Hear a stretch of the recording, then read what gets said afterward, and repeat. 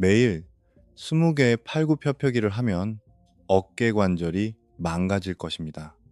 적어도 인터넷의 모든 사람들은 여러분에게 그렇게 말할 것입니다. 물리치료사들도 그렇게 말합니다. 헬스장에 다니는 사람들도 그렇게 말합니다. 심지어 일부 의사들조차도 그렇게 말합니다. 매일 훈련하는 것은 과도한 사용으로 인한 부상을 의미한다고 말이죠. 하지만 실제로 일어나는 일은 전혀 다릅니다. 90일 동안 매일 20개의 팔굽혀펴기를 하면 여러분의 DNA가 스스로를 다시 쓰기 시작합니다. 비유적인 표현이 아니라 실제로 그렇습니다. 10대 시절 이후로 휴면 상태에 있던 특정 유전자들이 갑자기 다시 깨어납니다.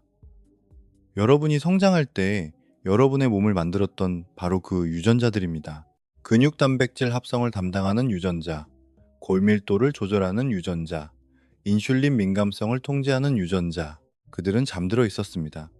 그리고 여러분이 그들을 깨우는 것입니다. 이 과정은 대부분의 사람들이 전혀 예상하지 못한 곳에서부터 시작됩니다. 바로 여러분의 뼈가 더 단단해집니다. 근육이 아닙니다. 여러분의 실제 골격, 즉 팔뚝의 요골과 척골, 윗팔의 상완골, 심지어 손목의 작은 뼈들까지 말입니다. 이 뼈들은 새로운 칼슘 침전물을 쌓기 시작합니다. 20개의 팔굽혀펴기는 아무것도 아닌 것처럼 보일 수 있습니다. 커피가 끓는 동안이나 컴퓨터가 켜지기를 기다리는 동안 광고 시간에도 할 수 있습니다. 단 2분입니다.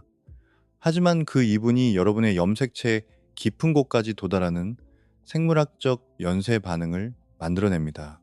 그리고 가장 놀라운 부분은 거울에서는 볼 수 없는 변화가 눈에 보이는 변화보다 10배는 더 중요하다는 것입니다. 여러분이 이두근이 커졌는지 찾고 있는 동안 여러분의 심혈 관계는 스스로를 재건하고 있기 때문입니다. 여러분의 신경계는 배선을 다시 깔고 있습니다. 여러분의 내분비계는 균형을 다시 맞추고 있습니다.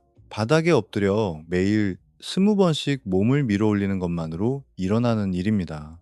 자, 바닥에 엎드려 두 손을 어깨 너비로 벌려 보십시오.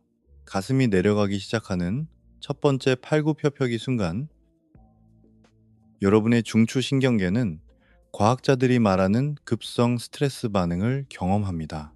하지만 여러분을 불안하게 만드는 코르티솔 유형의 스트레스가 아니라 여러분을 성장하게 만드는 적응 유형의 스트레스입니다. 여러분의 뇌는 척수를 타고 말초신경을 거쳐 가슴, 어깨, 삼두근, 코어의 근육 섬유로 신호를 보내며 분주하게 움직입니다. 아마도 수년 동안 함께 움직여 본 적이 없는 근육들을 어떻게 조화롭게 움직여야 할지 기억해내려고 애쓰는 것입니다. 여러분 중 일부는 고등학교 체육 시간 이후로 팔굽혀펴기를 한 번도 해본 적이 없을지도 모릅니다. 여러분의 신경근육 경로는 마치 5년 동안 차고에 방치되어 있던 자동차의 시동을 거는 것처럼 녹슬어 있습니다. 하지만 여러분의 뇌는 포기하지 않습니다. 자신의 체중을 움직일 수 있는 올바른 조합을 찾기 위해 계속해서 신호를 보내고 더 많은 근육 섬유를 동원합니다. 그리고 지금 당장 바로 이 순간 여러분의 근육세포 내부에서는 미토콘드리아가 공황 상태에 빠져 있습니다. 이들은 영양분을 에너지로 변환하는 아주 작은 세포 소기관으로 여러분 세포의 발전소와 같습니다. 그리고 지금 그들은 찾을 수 있는 모든 저장된 연료를 다 태워버리고 있습니다. 첫 번째로 세포의 에너지 화폐인 ATP, 즉 아데노신 3인산입니다. 여러분이 가진 양은 기껏해야 6초 정도의 운동을 감당할 수 있는 정도입니다. 그게 전부입니다. 근육에 저장된 ATP는 아주 적습니다. 세 번째 팔굽혀펴기를 할 때쯤이면 이미 다 떨어지고 없습니다. 이제 여러분의 몸은 비상발전기인 크레아틴 인산으로 전환합니다. 이것은 ATP를 빠르게 재생할 수 있지만 공급량은 제한적입니다. 여덟 번째 팔굽혀펴기가 끝나면 이마저도 고갈됩니다. 이제부터 흥미로워집니다. 열 번째 팔굽혀펴기에서 여러분의 몸은 비상 결정을 내립니다. 더 이상 에너지를 충분히 빨리 만들기 위해 산소를 계속 사용할 수가 없습니다. 여러분이 너무 빨리 움직이고 있고 에너지 수요가 너무 높기 때문입니다. 그래서 몸은 무산소 해당 작용이라는 과정으로 전환합니다. 이것은 산소 없이 당을 태운다는 뜻의 거창한 의학 용어입니다. 여러분의 몸은 포도당을 가져와 빠르게 분해하고 에너지를 추출합니다. 하지만 여기에 문제가 있습니다. 이 과정의 부산물은 젖산입니다. 그리고 젖산은 여러분의 근육을 산성으로 만듭니다. 가슴이 타들어가는 듯한 그 느낌, 가슴 근육에 불이 붙은 것 같은 그 느낌은 근육이 손상된 것이 아닙니다. 그것은 여러분의 pH 수치가 떨어지고 있다는 뜻입니다. 근육 조직이 약간 더 산성으로 변하여 pH 7.0에서 6.5로 떨어지고 있는 것입니다. 별것 아닌 것 같지만 여러분의 몸은 pH 변화에 극도로 민감합니다. 아주 작은 하락조차도 시스템 전체에 경보를 울립니다.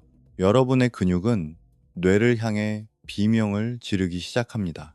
우리는 이 산성도를 감당할 수 없음, 이 산소를 더 보내라, 속도를 줄이라고 말입니다. 그러면 심장이 반응합니다. 안정 시 분당 60회였던 심박수가 100회에서 110회로 급격히 상승합니다. 여러분의 심혈관계는 움직이는 근육에 더 많은 산소와 더 많은 혈류를 공급하려고 노력합니다.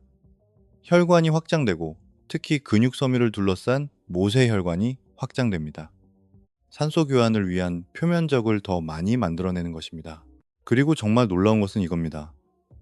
ATP 고갈부터 무산소, 해당 작용, 심혈관 반응에 이르는 이 전체 과정, 이 모든 것이 처음 60초 안에 일어납니다. 15번째 팔굽혀펴기를 하기도 전에 여러분의 몸은 이미 완전한 적응 모드에 들어가 있습니다. 하지만 잠깐만요. 다음에 일어날 일이 바로 몸을 변화시키는 사람과 제자리에 머무는 사람을 가르는 기준이기 때문입니다. 여러분의 몸은 단순히 스트레스에 반응하는 것에서 끝나지 않습니다. 몸은 그것을 기억합니다.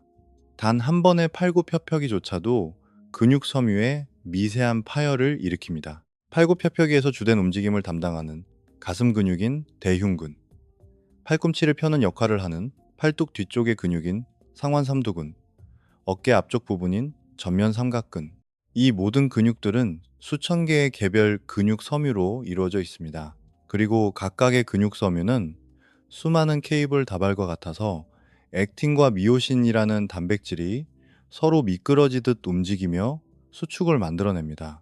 팔굽혀펴기를 할 때 특히 오랫동안 하지 않았다면 이 단백질 섬유들은 그 무게에 익숙하지 않습니다.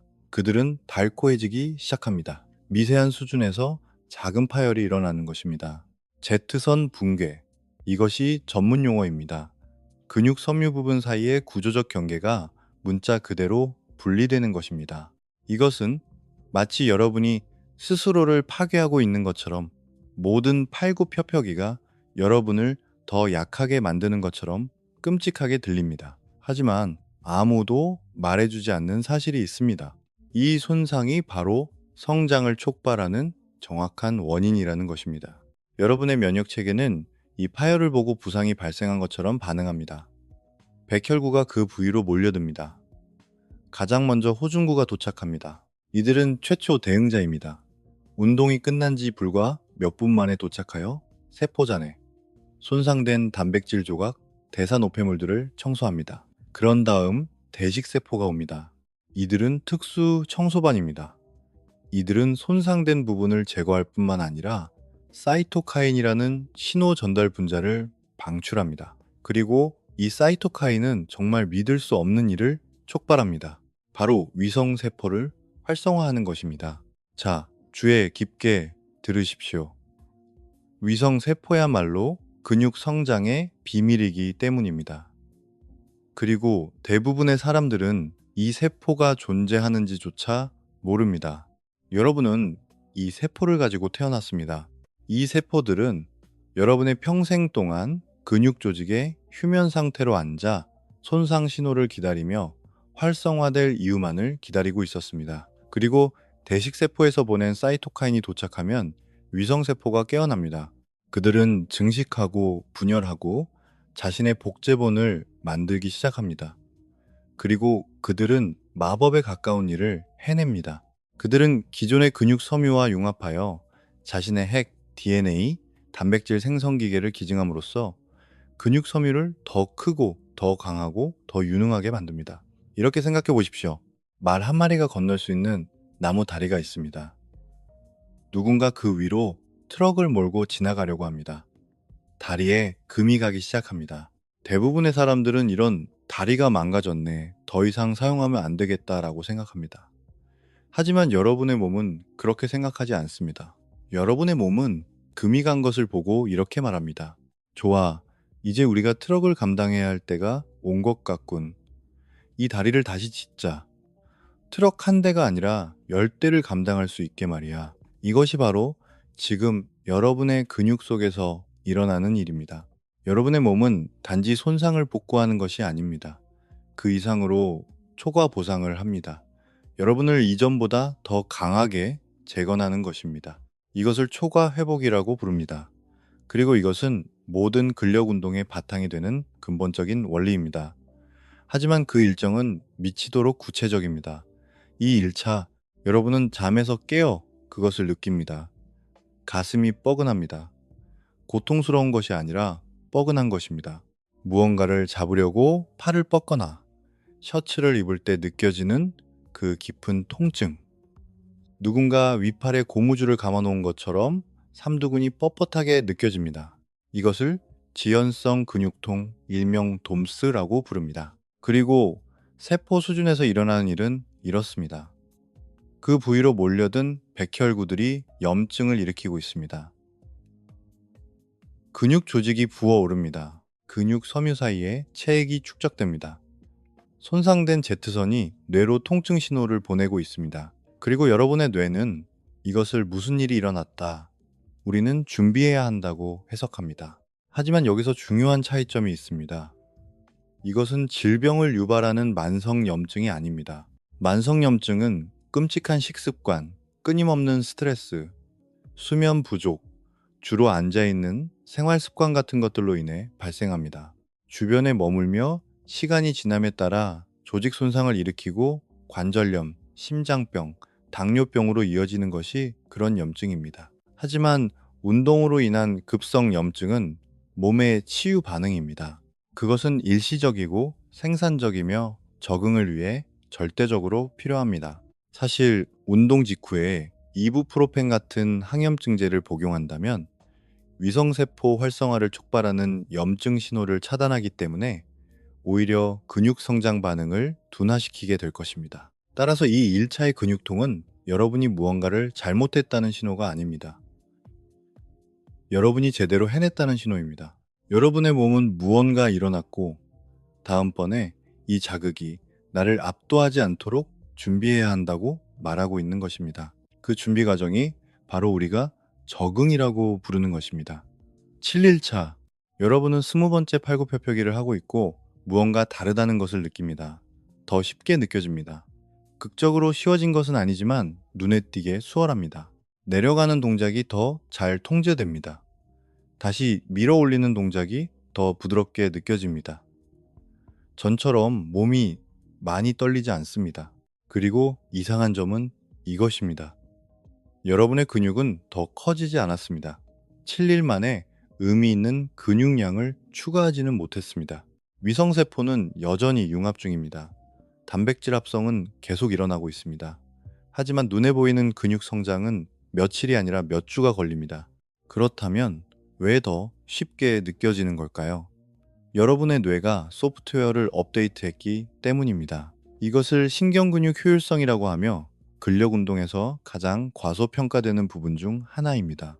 여러분이 처음 1일차에 시작했을 때 자발적인 움직임을 담당하는 뇌의 운동 피질은 가슴과 팔의 모든 단일 근육 섬유에 한꺼번에 신호를 보내고 있었습니다. 마치 열쇠를 찾기 위해 집안의 모든 불을 켜는 것과 같습니다. 낭비적이고 비효율적이며 지치게 만듭니다. 여러분의 뇌는 어떤 근육 섬유가 필요한지 몰랐습니다.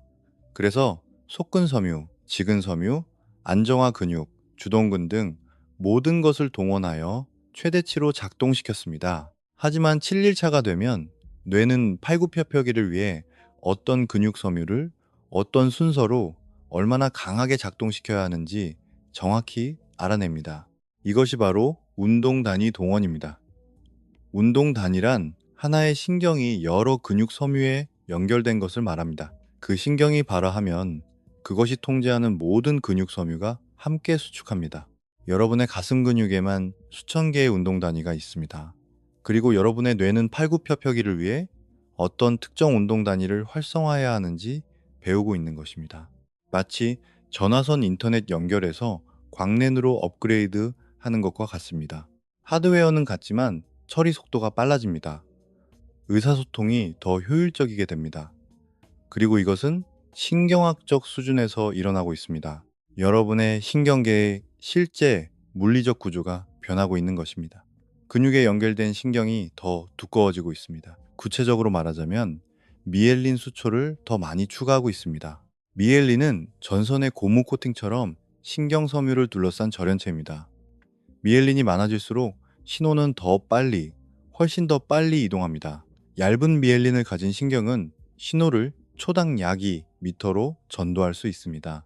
두꺼운 미엘린을 가진 신경은 신호를 초당 최대 100m까지 전도할 수 있습니다. 다시 말해, 여러분의 뇌는 이제 일주일 전보다 30에서 40%더 빨리 가슴 근육에 수축하라고 명령할 수 있습니다. 여러분은 더 강한 근육을 키운 것이 아닙니다. 뇌와 근육 사이에 더 강한 연결고리를 키운 것입니다. 그리고 이 시점에서 대부분의 사람들이 운동을 그만둡니다. 왜냐하면 그들은 거울 속에서 결과를 기대하기 때문입니다. 그들은 이두근을 기대합니다. 그들은 복근을 기대합니다. 눈에 띄는 근육의 선명도를 기대합니다. 하지만 그들이 정말로 주의 깊게 살펴봐야 할 것은 움직임 패턴이 어떻게 변하는지, 자세가 어떻게 달라지는지, 신체인지 능력이 어떻게 향상되는지입니다. 왜냐하면 여러분이 반드시 이해해야 할 또 다른 일이 벌어지고 있기 때문입니다. 여러분의 고유 수용성 감각이 향상되고 있습니다. 고유 수용성 감각이란 자신의 몸이 공간의 어디에 위치해 있는지 감지하는 능력입니다. 눈을 감고 코를 만져보십시오. 여러분이 그렇게 할 수 있는 이유는 근육과 관절에 있는 고유 수용체가 뇌의 위치와 움직임에 대한 피드백을 끊임없이 보내기 때문입니다. 매일 팔굽혀펴기를 할 때 여러분은 이 고유 수용체들을 훈련시켜 더 민감하고 더 정확하게 만들고 있습니다. 그리고 이것은 단순히 팔굽혀펴기 그 이상의 엄청난 의미를 갖습니다. 여러분의 균형 감각이 좋아지고 협응력이 향상되며 몸이 불안정한 자세에 있을 때 그것을 감지하는 능력이 더 뛰어나지기 때문에 부상 위험이 줄어듭니다. 하지만 저를 가장 놀라게 하는 적응은 바로 이것입니다. 여러분의 코어가 깨어나고 있습니다. 단순히 복근을 말하는 것이 아닙니다. 심부 코어 안정화 근육을 뜻합니다. 눈에 보이지 않는 근육들, 여러분의 척추를 지탱하는 바로 그 근육들 말입니다. 팔굽혀펴기는 가슴 운동이 아닙니다. 그것은 움직이는 플랭크입니다.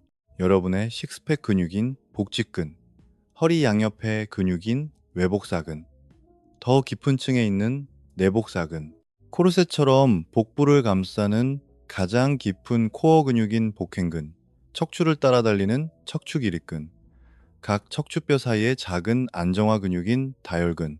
이 모든 근육들은 척추가 처지는 것을 막고 엉덩이가 내려가는 것을 방지하며 머리부터 발 뒤꿈치까지 완벽한 일직선을 유지하기 위해 팔굽혀펴기 내내 끊임없이 수축하고 있습니다. 그리고 대부분의 사람들은 이런 일이 일어나고 있다는 사실조차 전혀 모릅니다. 그들은 팔굽혀펴기가 가슴과 팔을 위한 것이라고 생각하지만 코어 역시 그에 못지않게 어쩌면 더 많은 일을 하고 있습니다. 왜냐하면 코어가 실패하면 그 안정화 근육들이 지치면 여러분의 자세는 즉시 무너지기 때문입니다. 골반이 처지고 허리가 꺾이며 엉덩이가 공중으로 솟구치게 되어 제대로 된 팔굽혀펴기를 하는 것이 불가능해집니다. 그러므로 매일 20개의 팔굽혀펴기를 함으로써 여러분은 단순히 가슴만 훈련하는 것이 아니라 긴장을 유지하고 안정성을 확보하며 원치 않는 움직임에 저항하도록 코어 전체를 훈련하는 것입니다. 이것을 항신전이라고 부릅니다. 코어 근육이 체중의 부하 아래에서 척추가 늘어나거나 뒤로 꺾이는 것을 막아주는 것입니다. 그리고 무슨 일이 일어나는지 지켜보십시오. 이 주차가 되면 책상에 앉아 있을 때 구부정하게 있는 것이 불편해집니다. 여러분이 똑바로 앉으려고 노력해서가 아니라 코어 근육이 충분히 강해져서 자동으로 척추를 올바른 정렬 상태로 당겨주기 때문입니다. 이것을 능동적 안정성이라고 합니다. 여러분이 생각하지 않아도 몸이 스스로 올바른 위치를 유지하는 법을 배우는 것입니다. 그리고 그에 따른 부수적인 효과는 엄청납니다. 복근이 이제 허리가 과도하게 구부러지도록 내버려 두는 대신 요추를 지탱해 주기 때문에 허리 통증이 줄어듭니다. 서 있을 때 골반의 정렬이 더 좋아집니다. 골반이 앞으로 기울어져 허리에 과도한 아치를 만드는 전방 경사가 줄어듭니다. 요추 디스크에 가해지는 압박과 통증이 사라집니다. 강해진 코어 덕분에 골반은 중립을 유지합니다. 척추가 제대로 쌓여 정렬됩니다. 체중이 고르게 분산됩니다. 더 이상 허리를 괴롭히던 통증이 사라집니다. 하루가 끝날 무렵에는 호흡이 더 편해집니다. 왜냐하면 흉곽이 더 이상 횡격막을 짓누르지 않기 때문입니다. 자세를 구부정하게 하면 흉곽이 앞으로 무너집니다. 횡격막이 완전히 아래로 내려갈 수 없습니다. 호흡이 얕아집니다. 횡격막 대신 목 근육을 사용하여 숨을 쉬게 됩니다. 하지만 강해진 코어로 자세가 좋아지면 흉곽이 확장됩니다. 횡격막이 움직일 수 있는 공간이 생깁니다.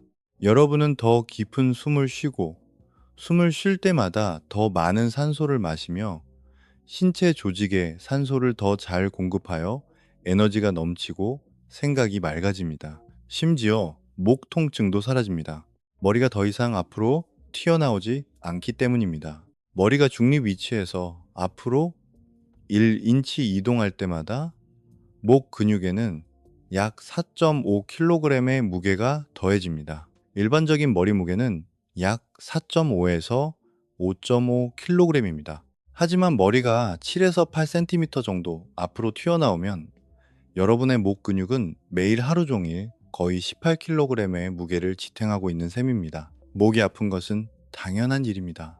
하지만 코어가 강해지고 척추가 바르게 정렬되며 머리가 어깨 바로 위에 놓이게 되면 목 근육은 휴식을 취할 수 있고 통증은 사라집니다. 이 모든 것이 20개의 팔굽혀펴기에서 시작됩니다. 하지만 아직 최고의 부분은 시작도 하지 않았습니다. 90일 차가 되면 여러분은 총 1800개의 팔굽혀펴기를 해낸 것입니다. 20개씩 60세트입니다. 석 달 동안의 꾸준함이죠. 이제 아무도 말하지 않는 연구에 대해 이야기해 보겠습니다. 하버드 대학의 저스틴 양과 그의 팀이 2019년 2월 자마 네트워크 오픈에 발표한 논문입니다. 그들은 1100명이 넘는 건장한 소방관들을 10년 동안 추적 관찰하여 매년 팔굽혀펴기 능력을 테스트하고 심혈관 결과를 측정하여 심장마비, 뇌졸중, 관상동맥 질환 등을 분석했습니다. 그리고 그들이 발견한 것은 다음과 같습니다. 한 번에 40개 이상의 팔굽혀펴기를 할 수 있는 남성은 10개 미만으로 하는 남성에 비해 심혈관 질환 발생 위험이 96%나 낮았습니다. 96%입니다. 다르게 말해보겠습니다. 만약 여러분이 팔굽혀펴기를 40개 해낼 수 있다면 여러분은 기본적으로 심장마비에 면역이 된 것이나 다름없습니다. 적어도 평범한 사람과 비교했을 때 위험은 거의 제로에 가깝게 떨어집니다. 그리고 이것은 단순한 상관관계가 아니었습니다. 나이, 체질량 지수, 혈압, 콜레스테롤 수치, 흡연 여부, 가족력 등을 모두 통제한 후의 결과였습니다. 이 모든 것을 고려한 후에도 팔굽혀펴기 능력은 심혈관 건강을 예측하는 가장 강력한 지표였습니다. 러닝머신 테스트보다 강력하고 최대 산소 섭취량보다 강력하며 다른 어떤 단일 지표보다도 강력했습니다. 하지만 여기에 핵심이 있습니다. 40개까지 할 필요도 없습니다. 20개만 해도 그 방어막의 절반에 도달하는 것입니다.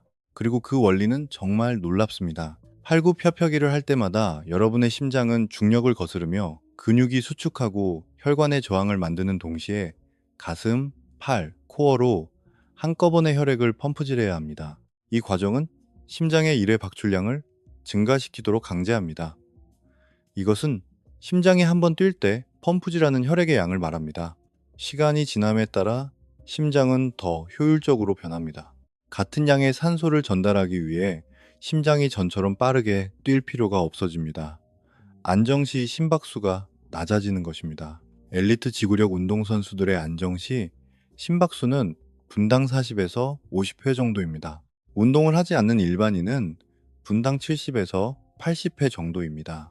하지만 석 달 동안 매일 팔굽혀펴기를 하고 나면 안정시 심박수가 75회에서 65회 혹은 60회로 떨어집니다. 별것 아닌 것 같지만 그것은 여러분의 심장이 분당 10번, 시간당 600번, 하루에만 4,400번, 1년에 500만 번 이상 덜 뛴다는 것을 의미합니다. 여러분의 심장은 문자 그대로 같은 일을 하기 위해 덜 힘들게 일하고 있는 것입니다. 이것이 바로 효율성이고 그것은 곧 장수로 이어집니다. 혈압도 낮아집니다. 규칙적으로 운동하면 혈관이 더 탄력 있고 유연해집니다. 혈류 변화에 반응하여 더 쉽게 팽창하고 수축할 수 있습니다. 이로 인해 시스템 전체에 혈액을 밀어내는 데 필요한 압력이 줄어듭니다. 수축기 혈압이 떨어지고 이완기 혈압이 떨어집니다. 고혈압 전 단계에서 정상 범위로 혹은 정상에서 최적의 상태로 더 유연한 동맥을 갖게 됩니다. 죽상동맥경화증은 동맥이 굳어지는 현상입니다. 혈관벽에 플라크가 쌓이는 것으로 심장마비와 뇌졸중의 주요 원인 중 하나입니다. 하지만 규칙적인 운동은 혈관 내피 기능을 향상시킵니다. 내피는 혈관의 안쪽 벽을 말합니다. 그것은 일산화질소라는 분자를 생성하여 혈관을 확장 상태로 유지하고 플라크 형성을 막으며 염증을 줄입니다. 운동을 하면 일산화질소 생성이 촉진됩니다. 혈관이 건강하고 유연하며 깨끗하게 유지됩니다. 이것이 바로 심장 전문의들이 팔굽혀펴기 능력을 심장 건강의 지표로 실제로 사용하는 이유입니다. 단순한 파티용 묘기가 아닙니다. 심혈관 건강을 측정하는 직접적인 지표입니다. 하지만 잠깐만요. 대사적 변화는 훨씬 더 엄청나기 때문입니다. 여러분의 근육은 체내에서 포도당을 처리하는 가장 큰 장소입니다. 식사 후 혈류로 들어간 포도당의 약 80%는 간도, 뇌도 아닌 바로 근육으로 흡수됩니다. 다시 말해, 탄수화물을 먹으면 근육이 그 당분을 스펀지처럼 빨아들인다는 뜻입니다. 하지만 근육이 활동적일 때만 그렇습니다. 인슐린에 민감할 때만 가능합니다. 만약 여러분이 주로 앉아서 생활하고 근육을 전혀 사용하지 않는다면 근육은 인슐린 저항성을 띠게 됩니다. 포도당을 흡수하라는 신호에 반응하지 않게 되는 것입니다. 췌장에서 인슐린을 분비합니다. 인슐린은 근육세포에게 포도당 수송체를 열어서 당분을 안으로 들이라고 말해야 합니다. 하지만 운동을 하지 않으면 근육세포들은 그 신호를 무시합니다. 우리는 포도당이 필요 없어. 아무것도 안 하고 있거든. 이라고 말하는 것과 같습니다. 그래서 포도당은 혈류에 그대로 남게 됩니다. 고혈당입니다. 췌장은 이를 보고 포도당을 세포 안으로 강제로 밀어넣기 위해 더 많은 인슐린을 분비하지만 세포는 여전히 저항합니다. 이제 여러분은 높은 혈당과 높은 인슐린 수치를 동시에 갖게 되었습니다.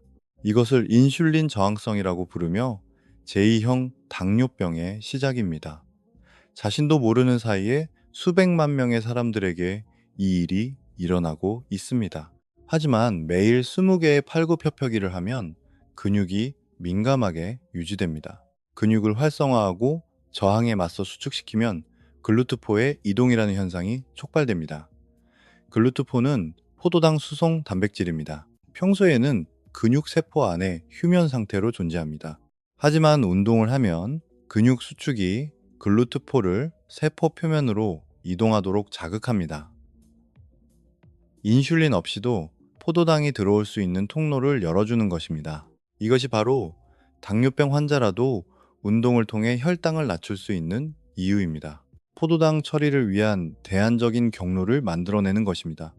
그리고 이 과정을 매일 반복하면 여러분의 근육은 포도당에 대해 항상 굶주린 상태를 유지합니다. 글루트포 수치를 높게 유지합니다. 인슐린 신호에 민감하게 반응하게 되며 이는 곧 췌장이 인슐린을 만들기 위해 무리하게 일할 필요가 없다는 뜻입니다.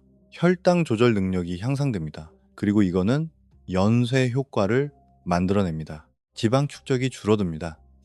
인슐린 수치가 만성적으로 높으면 우리 몸은 계속해서 지방 저장 모드에 머물게 됩니다. 인슐린은 동화 호르몬입니다. 몸에게 에너지를 저장하라고 지시합니다. 인슐린 저항성이 생기면 같은 일을 하기 위해 더 많은 인슐린이 필요합니다. 더 많은 인슐린은 더 많은 지방 축적을 의미하며 특히 장기 주변에 쌓이는 위험한 내장 지방이 늘어납니다. 하지만 인슐린에 민감해지면 필요한 인슐린 양이 줄어듭니다.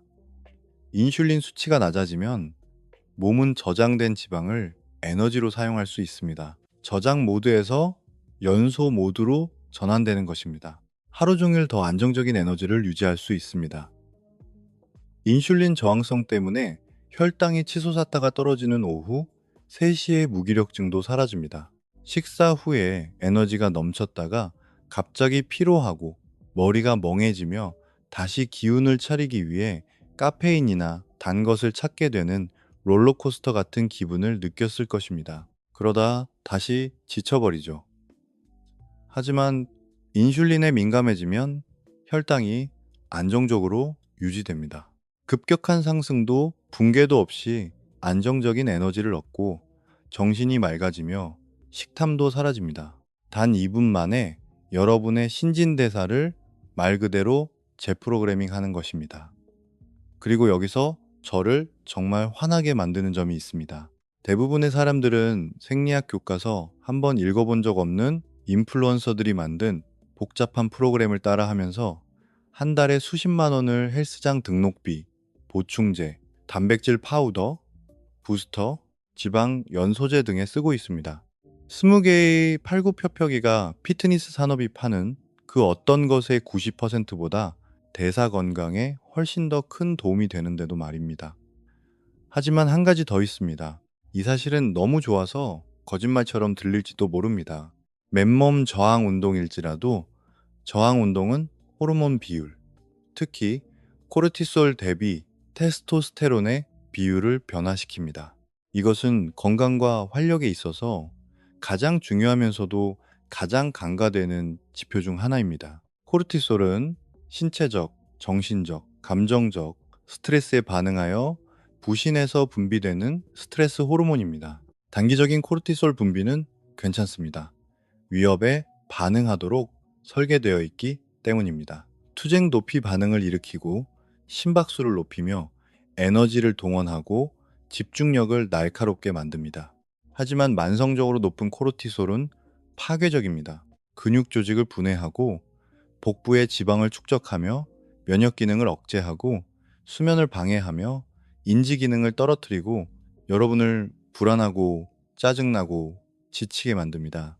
테스토스테론은 주된 남성 호르몬으로 자신감을 주고 머리를 맑게 하며 근육 성장, 골밀도, 성욕, 기분, 안정성을 지원합니다. 여러분은 높은 테스토스테론과 낮은 코르티솔을 원할 것입니다. 하지만 현대의 삶은 이 비율을 파괴합니다. 업무, 이메일, 마감일, 회의, 불량한 수면, 블루라이트 노출, 늦은 시간에 카페인 섭취, 끊임없는 잡념, 하루 종일 앉아있는 생활에서 오는 만성 스트레스, 신체적 움직임이 없다는 것은 우리 몸에 테스토스테론 생산을 유지하라는 신호가 없다는 뜻입니다. 가공식품, 혈당 급증, 인슐린 저항성, 염증으로 인해 코르티솔은 올라가고 테스토스테론은 떨어집니다. 결국 높은 스트레스 호르몬과 낮은 활력 호르몬이라는 최악의 비율을 갖게 됩니다. 하지만 매일 아침 20개의 팔굽혀펴기를 하면 이런 일이 일어납니다. 여러분의 몸에서 테스토스테론이 분비됩니다. 적은 양이지만 일관적입니다.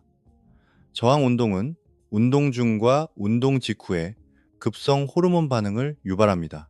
테스토스테론 수치가 한두 시간 동안 기본값보다 20에서 30% 정도 일시적으로 급증했다가 다시 내려옵니다. 하지만 매일 하기 때문에 이 신호는 석 달에 걸쳐 누적됩니다. 기본 테스토스테론 수치가 15에서 20%까지 증가할 수 있습니다. 약물이나 보충제 때문이 아닙니다. 단순히 여러분의 몸이 기계적 스트레스에 반응하여 더 많은 안드로겐을 생성한 결과입니다. 그리고 코르티솔은 떨어집니다.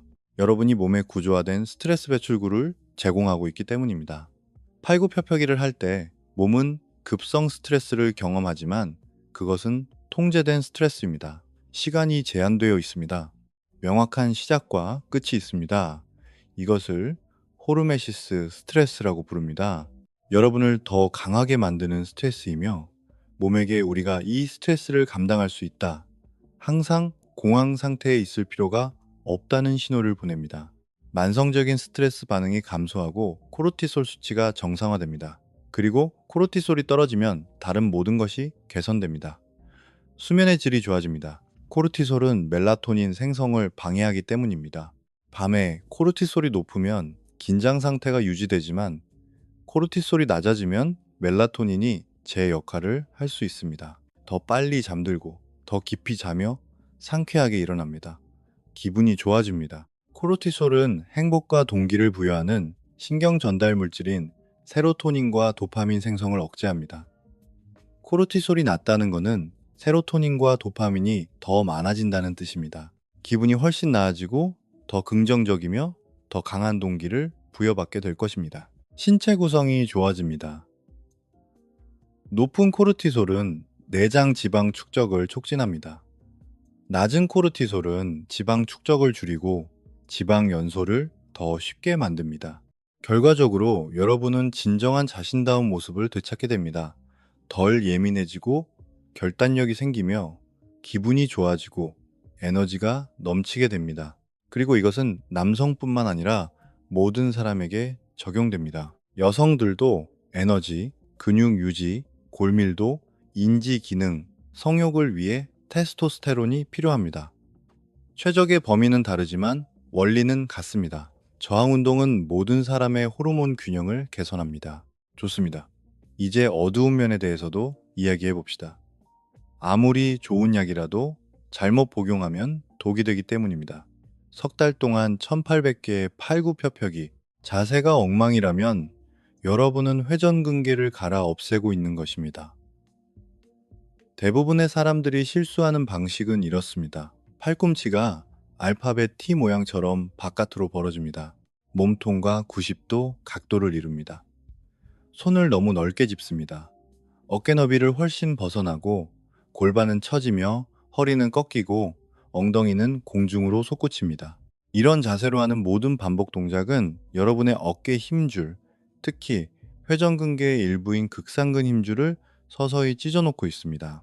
그 힘줄은 상완골과 어깨뼈의 일부인 견봉 사이의 견봉화 공간이라는 아주 좁은 틈을 통과합니다. 팔꿈치를 바깥으로 벌리고 넓게 손을 짚으면 상완골이 견봉 위로 강하게 밀어 올려져 극상근 힘줄을 꼬집게 됩니다. 팔굽혀펴기 한 번은 문제 없습니다. 5번도 괜찮습니다. 하지만 1800번의 팔굽혀펴기는 만성적인 충돌, 염증, 달아 해짐, 부분 파열을 일으킵니다. 그러면 날카로운 통증 때문에 머리 위로 팔을 올릴 수도 없게 됩니다. 그쪽으로 누워 잘 수도 없습니다. 지갑을 꺼내려고 등 뒤로 손을 뻗을 수도 없습니다. 단순한 움직임조차도 고통스러워집니다. 그리고 가장 최악인 점은 이것입니다. 회전근개 부상은 빨리 낫지 않습니다. 힘줄에는 혈액 공급이 원활하지 않기 때문입니다.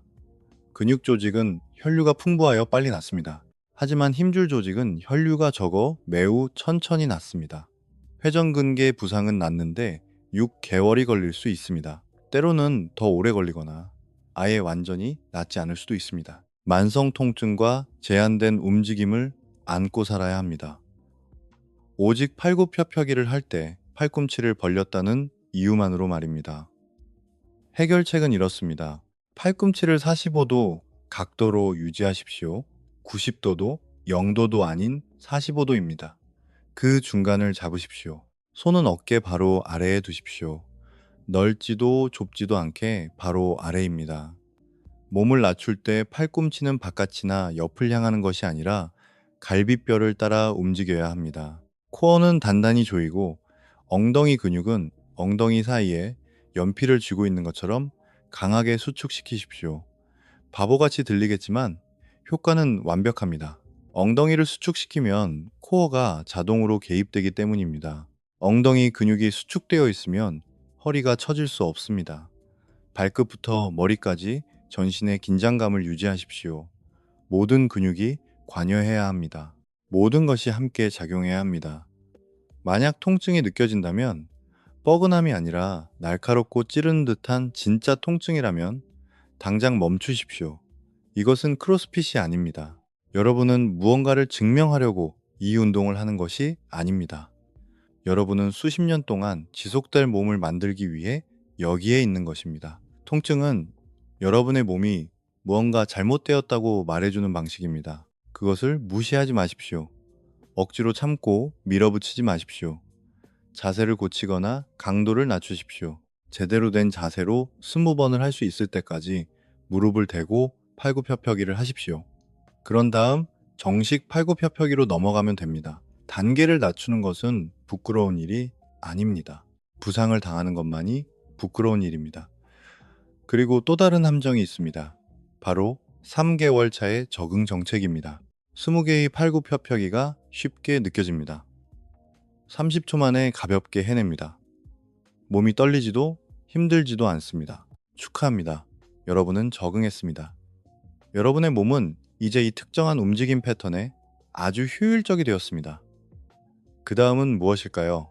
여러분의 몸은 효율성 기계입니다. 어떤 자극이 일상이 되면 성장을 위한 생물학적 신호는 약해집니다. 현상 유지는 되지만 발전은 없습니다. 그래서 대부분의 사람들은 두 가지 실수 중 하나를 범합니다. 첫 번째 실수, 다시 그 타들어가는 느낌을 좇아 100개의 팔굽혀펴기를 시작합니다. 이제 10분이나 걸립니다. 중간쯤 가면 자세가 무너지고 어깨가 아프며 허리에 통증이 오고 결국 일주일 만에 지쳐버립니다. 운동량만 늘리는 것이 정답은 아니기 때문입니다. 두 번째, 실수 무게를 더합니다. 가방을 메고 책, 원판, 심지어 어린아이까지 얹은 채 그 무게를 감당하려고 자세를 망가뜨립니다. 골반은 처지고 팔꿈치는 벌어지며 우리가 방금 말했던 모든 문제들을 만들어냅니다. 둘 다 틀렸습니다. 더 현명한 방법이 있습니다. 근육의 긴장 시간을 늘리십시오. 개수는 똑같이 20개입니다. 시간 투자도 같지만 이제는 3초 동안 내려가고 3초 동안 올라옵니다. 3초 동안 중력에 저항하며 천천히 가슴을 바닥으로 내립니다. 그리고 다시 3초에 걸쳐 천천히 밀어 올립니다. 동작은 같지만 이제 각 반복 동작이 2초가 아닌 6초가 걸립니다. 긴장 시간이 3배로 늘어났습니다. 여러분의 근육은 한 번 할 때마다 3배 더 오래 일하고 있는 것입니다. 이것은 운동량을 늘리거나 외부 무게를 더하지 않고도 자극을 엄청나게 증가시키는 방법입니다. 또는 맨 아래에서 2초 동안 멈추십시오. 최대 가동 범위로 가슴을 바닥에 댑니다. 멈춥니다. 2초를 셉니다. 그런 다음 폭발적으로 다시 밀어 올립니다. 이렇게 하면 반동을 없앨 수 있습니다. 신장 반사를 제거합니다. 근육이 수축 단계를 시작하기 위해 훨씬 더 열심히 일하게 만듭니다. 또는 손바닥을 펴는 대신 주먹을 쥐고 해보십시오. 손목의 각도가 변합니다. 팔뚝의 다른 근육 섬유를 동원하고 안정성에 도전하게 됩니다. 아니면 발의 위치를 높여보십시오. 소파나 의자, 계단에 발을 올립니다. 이제 디클라인 자세가 됩니다. 더 많은 무게가 윗가슴과 어깨로 이동합니다. 저항의 각도가 바뀝니다. 여러분은 여전히 20개의 팔굽혀펴기를 하고 있고 여전히 2분밖에 걸리지 않지만 강도를 높이고 새로운 자극을 만들어내어 새로운 적응을 촉발시켰습니다. 또한 대부분의 사람들이 꾸준함을 잃게 만드는 과사용의 함정을 피했습니다. 왜냐하면 강도보다 지속 가능성이 더 중요하기 때문입니다. 스스로를 파괴할 필요는 없습니다. 여러분은 수년 동안 매일 그 자리에 나타나야 합니다. 그것이 바로 오랫동안 지속될 몸을 만드는 방법입니다. 매일 20개의 팔굽혀펴기를 하는 것은 몸집을 키우는 것에 관한 것이 아닙니다. 거대한 가슴 근육이나 말발굽 모양의 삼두근을 가지는 것에 관한 것이 아닙니다. 이것은 신체의 구조적 무결성에 관한 것입니다. 석 달 동안 이 습관을 유지한 후 여러분의 몸이 여러분에게 말을 걸 수 있다면 이렇게 말하지 않을 것입니다. 이 두근을 만들어줘서 고마워. 대신 이렇게 말할 것입니다. 우리가 여전히 성장할 수 있다는 걸 증명해줘서 고마워. 골밀도를 높여줘서 고마워. 여러분의 뼈 역시 이 자극에 반응하고 있기 때문입니다. 여러분이 바닥을 밀어낼 때마다 골격, 요골, 척골, 상완골, 견갑골에 기계적인 부하를 주며 압축력을 경험하게 합니다. 그리고 뼈는 근육과 똑같은 방식으로 반응합니다. 그들은 적응합니다. 그들은 새로운 칼슘 침전물을 쌓아 밀도를 높이고 강도를 높입니다. 이것을 울프의 법칙이라고 합니다. 뼈는 자신에게 가해지는 부하에 적응합니다. 뼈에 체중을 싣지 않으면 뼈는 얇아집니다. 골감소증, 그리고 골다공증으로 이어집니다. 약하고 부서지기 쉬우며 골절에 취약해집니다. 하지만 자신의 체중만으로라도 지속적으로 부하를 가하면 뼈는 조밀하고 강하며 골절에 저항할 수 있는 상태를 유지합니다. 호르몬의 균형을 맞춰줘서 고마워. 테스토스테론은 올라가고 코르티솔은 내려갑니다. 여러분은 20년 더 젊은 사람의 호르몬 프로필을 유지하고 있는 것입니다. 심혈관의 회복력을 높여줘서 고마워. 더 낮은 안정, 시심박수, 더 낮은 혈압, 더 건강한 동맥. 여러분은 선진국 사망 원인일 위인 심장병의 위험을 줄이고 있습니다. 우리가 아직 끝나지 않았다는 걸 보여줘서 고마워. 현대 생활은 여러분을 약하게 만들도록 설계되어 있기 때문입니다. 어디에나 있는 푹신한 의자, 엘리베이터와 에스컬레이터, 어디를 가든 타는 자동차, 집 앞까지 배달해주는 음식, 집 밖을 나갈 필요조차 없는 재택근무. 모든 것이 신체적인 요구를 줄이도록 설계되어 있습니다. 그리고 여러분의 몸은 그것을 쇠퇴하라는 신호로 해석합니다. 사용하지 않으면 잃는다는 말은 진부한 표현이 아닙니다. 그것은 생물학입니다. 여러분의 뼈는 얇아집니다. 여러분의 근육은 위축됩니다. 여러분의 신진대사는 느려집니다. 여러분의 호르몬은 감소합니다. 여러분이 늙어가고 있기 때문이 아니라 몸에게 스스로를 유지할 이유를 주지 않고 있기 때문입니다. 하지만 매일 20개의 팔굽혀펴기를 하는 것은 엔트로피에 맞선단 2분짜리 투쟁입니다. 그것은 여러분의 생물학 시스템에 대고 우리는 아직 끝나지 않았다. 우리는 여전히 강해져야 한다. 우리는 여전히 유능해야 한다고 말하는 것입니다. 그러면 여러분의 몸은 그 말을 듣습니다. 단지 현상을 유지하는 것이 아니라 더 나아집니다. 우리는 아직 뇌에 대해서는 이야기조차 하지 않았습니다. 그리고 이 부분이 정말로 놀랍습니다. 저항 운동을 할 때 근육은 마이오카인이라는 단백질을 방출합니다. 이것은 혈류를 타고 뇌를 포함한 신체의 모든 장기로 이동하는 신호 전달 분자입니다. 카텝신비라는 특정 마이오카인은 혈액 뇌장벽을 통과할 수 있는 능력이 있습니다. 그것은 대부분의 분자가 들어오는 것을 막는 뇌를 둘러싼 보호막입니다. 하지만 카텝신비는 그곳을 통과합니다. 뇌에 들어가면 BDNF, 즉 뇌유래 신경 영양인자라는 물질의 생성을 자극합니다. 이것을 뇌세포를 위한 비료라고 생각하십시오. BDNF는 기억과 학습을 담당하는 뇌의 부분인 해마에서 새로운 뉴런의 생성을 촉진합니다. 나이가 들면서 신경 발생은 보통 느려집니다. 새로운 뇌 세포가 덜 만들어집니다. 학습은 더 어려워집니다. 기억력은 덜 확실해집니다. 하지만 BDNF는 이러한 쇠퇴를 되돌립니다. 그것은 노인들에게서도 새로운 뉴런의 성장을 촉진하고 기존의 신경 연결을 강화합니다. 뉴런 사이의 시냅스가 더 견고해집니다. 신호가 더 효율적으로 전달되어 여러분을 더 날카롭고 더 빠르고 더 집중하게 만듭니다.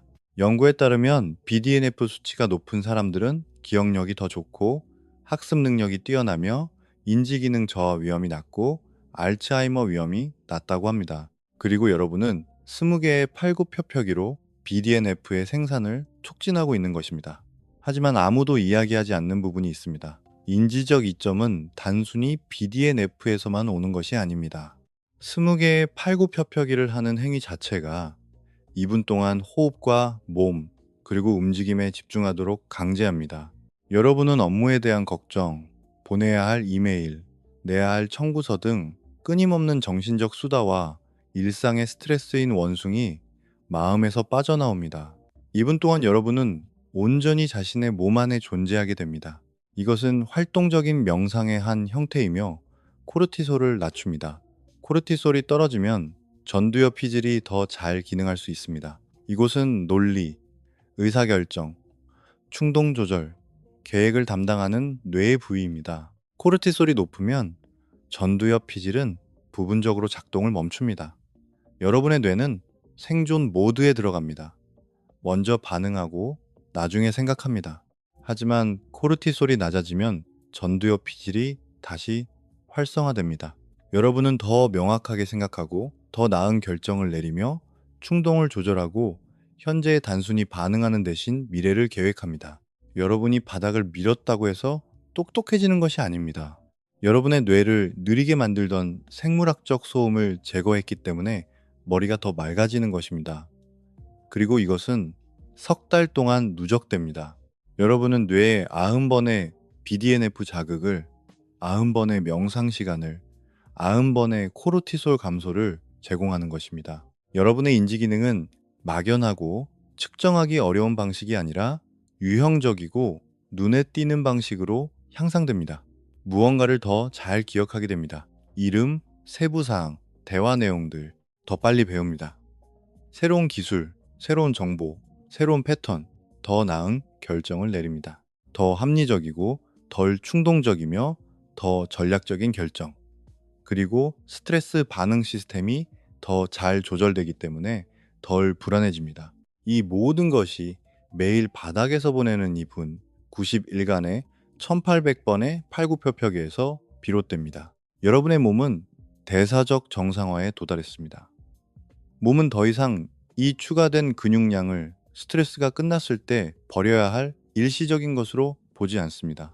그것은 새로운 기준점, 여러분 신체의 새로운 일상이 되었습니다. 그리고 이것이 왜 중요한지 알려드리겠습니다. 근육 조직은 대사적으로 유지 비용이 많이 듭니다. 그것은 여러분이 잠을 잘 때도 칼로리를 태웁니다. 1kg의 근육은 가만히 쉴 때도 그 자체를 유지하기 위해 하루에 약 13칼로리가 필요합니다. 반면 1kg의 지방 조직은 하루에 약 4칼로리 정도만 필요합니다. 그래서 석 달 동안 매일 팔굽혀펴기를 통해 현실적으로 추가할 수 있는 1.5에서 2.5kg의 순수 근육량을 늘리기만 해도 여러분은 숨만 쉬고 있어도 하루에 18에서 30칼로리를 추가로 태우게 됩니다. 별것 아닌 것 같지만 1년이 지나면 6,500에서만 칼로리를 추가로 소모하는 셈이며, 이는 식단을 바꾸거나 추가적인 유산소 운동을 하지 않고도 약 1kg 이상의 지방이 사라진다는 뜻입니다. 단지 더 많은 근육을 가졌다는 이유만으로요. 그리고 이것은 선순환 효과를 만듭니다. 근육이 많을수록 신진대사가 높아지고 에너지가 많아지며, 에너지가 많아질수록 더 나은 운동을 할 수 있고 더 많은 근육이 생깁니다. 이것이 바로 선순환입니다. 하루 2분의 운동이 촉발한 결과입니다. 하지만 대사적 변화는 단순히 칼로리 소모에 그치지 않습니다. 미토콘드리아 밀도가 증가합니다.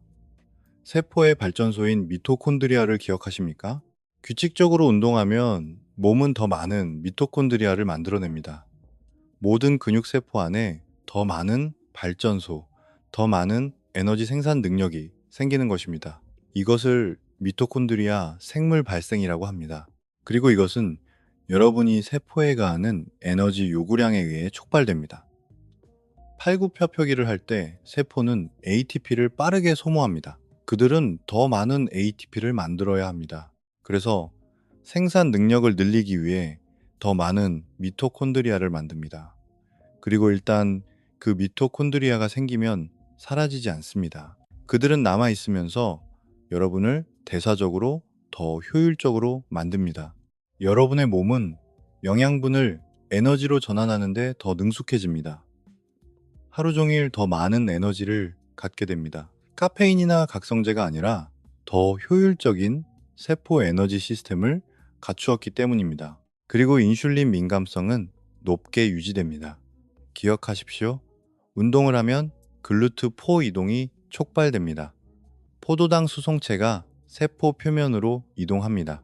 여러분의 근육은 포도당에 굶주린 상태가 되고 이 효과는 운동 후 몇 시간 동안 지속됩니다. 일부 연구에 따르면 단 한 번의 저항 운동 후 최대 48시간 동안 인슐린 민감성이 개선된다고 합니다. 따라서 매일 운동을 함으로써 여러분은 근육을 끊임없이 민감한 상태로 유지하여 항상 포도당을 흡수할 준비가 되어 있고 절대 저항성을 띠지 않게 만드는 것입니다. 이것이 바로 비효율적이고 저항적이며 쇠퇴하던 대사 기준점에서 효율적이고 민감하며 번창하는 상태로의 대사 전환입니다. 그리고 이 모든 것은 여러분이 90일 동안 하루 2분을 투자하기로 결정했기 때문에 일어났습니다. 하지만 삶을 바꾸는 사람들과 정체된 사람들을 가르는 진짜 변형은 팔굽혀펴기 그 자체가 아닙니다. 근육도 아닙니다. 심지어 건강상의 이점조차도 아닙니다. 그것은 바로 심리적인 변화입니다. 90일 동안 매일 20개의 팔굽혀펴기를 완수하기로 다짐할 때 여러분은 스스로가 꾸준할 수 있는 능력이 있다는 것을 자신에게 증명하는 것입니다. 그리고 그것이 모든 것을 바꿉니다. 왜냐하면 대부분의 사람들은 정보가 부족한 것이 아니기 때문입니다. 그들은 자원이 부족한 것이 아닙니다. 그들은 증거가 부족한 것입니다. 자신이 끝까지 해낼 수 있다는 증거, 자신이 변할 수 있다는 증거, 현재의 패턴에 영원히 갇혀있지 않다는 증거 말입니다. 그리고 20개의 팔굽혀펴기는 실패의 부담이 너무나도 적어 변명을 할 수가 없습니다. 시간이 없다고 말할 수 없습니다. 단 2분입니다. 여러분이 인스타그램을 보는데 쓰는 시간이 그것보다 훨씬 깁니다. 장비가 없다고 말할 수 없습니다. 바닥만 있으면 됩니다. 헬스장 회원권이 없다고 말할 수 없습니다. 필요하지 않으니까요. 어떻게 하는지 모른다고 말할 수 없습니다. 누구나 팔굽혀펴기 하는 법은 알고 있습니다. 그래서 3개월 동안 매일 그것을 해낼 때 여러분은 심리학자들이 말하는 자기 효능감을 구축하게 됩니다. 자신의 의도대로 실행할 수 있다는 믿음. 하겠다고 말한 것은 실제로 해낸다는 믿음 말입니다. 그리고 이것은 직업, 인간관계, 건강, 재정 등 어떤 분야에서든 성공을 예측하는 가장 강력한 지표 중 하나입니다. 자기 효능감이 높은 사람들은 더 많은 것을 성취합니다. 그들이 더 똑똑해서가 아니라, 더 재능이 있어서가 아니라 그들이 스스로 해결책을 찾을 수 있다고 믿기 때문입니다. 그들은 자신의 행동이 중요하다고 믿습니다. 그들은 꾸준한 노력이 쌓인다고 믿습니다. 그리고 그 믿음은 여러분 삶의 다른 모든 영역으로 전이됩니다. 매일 20개의 팔굽혀펴기를 할 수 있다면 일요일에 일주일치 식단을 미리 준비할 수 있습니다. 새벽 5시에 일어날 수 있습니다. 미뤄두었던 프로젝트를 끝낼 수 있습니다. 피해왔던 어려운 대화를 나눌 수 있습니다. 팔굽혀펴기가 여러분을 초인으로 만들어서가 아니라 여러분 자신이 하겠다라고 말한 것은 해내는 사람이라는 것을 스스로에게 증명했기 때문입니다. 여러분은 자신이 되고 싶은 모습에 기반한 것이 아니라 실제 자신의 모습에 대한 증거를 바탕으로 정체성을 구축하고 있는 것입니다. 어렵고 하기 싫고 아무도 보지 않을 때조차 매일 나타나는 사람. 그것이 바로 정체성입니다. 그리고 정체성은 모든 지속적인 변화의 기초입니다. 다른 누군가가 되려고 노력함으로써 변하는 것이 아닙니다. 일관된 행동을 통해 여러분이 이미 되고자 하는 그 사람이라는 것을 스스로에게 증명함으로써 변하는 것입니다. 20개의 팔굽혀펴기가 그 증거입니다. 자, 이제 여러분에게 질문을 하나 하겠습니다. 지금 당장 20개의 팔굽혀펴기를 할 수 있습니까? 몇 시간 뒤가 아니라 내일 아침도 아니고 이 영상을 다 보고 나서도 아닙니다.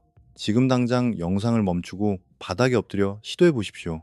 만약 할 수 없다면 그것이 여러분의 현재 기준점입니다. 그리고 그것은 괜찮습니다. 판단할 일도 아니고 부끄러워할 일도 아닙니다. 모든 사람은 어딘가에서 시작합니다. 만약 5개만 할 수 있다면 훌륭합니다. 그것이 여러분의 출발점입니다. 지금 5개를 하십시오. 8시간 후에 다시 5개를 하십시오. 이번 주말이면 한 세트에 10개를 채울 것입니다. 2주차에는 15개, 3주차에는 20개를 하게 될 것입니다. 무릎을 대고 해야 한다면 그렇게 하십시오. 변형된 팔굽혀펴기도 동일한 자극, 동일한 근육 활성화, 동일한 대사 반응을 만들어내며 단지 현재의 능력에 맞춰 조정되었을 뿐입니다. 자신의 현재 수준을 받아들이는 것은 전혀 부끄러운 일이 아닙니다. 유일하게 부끄러운 것은 시작하지 않는 것입니다. 만약 지금 당장 20개를 할 수 있다면 훌륭합니다. 하지만 그것을 90일 동안 단 하루도 빠짐없이 매일 할 수 있습니까? 변명도 없고 건너뛰는 일도 없습니다.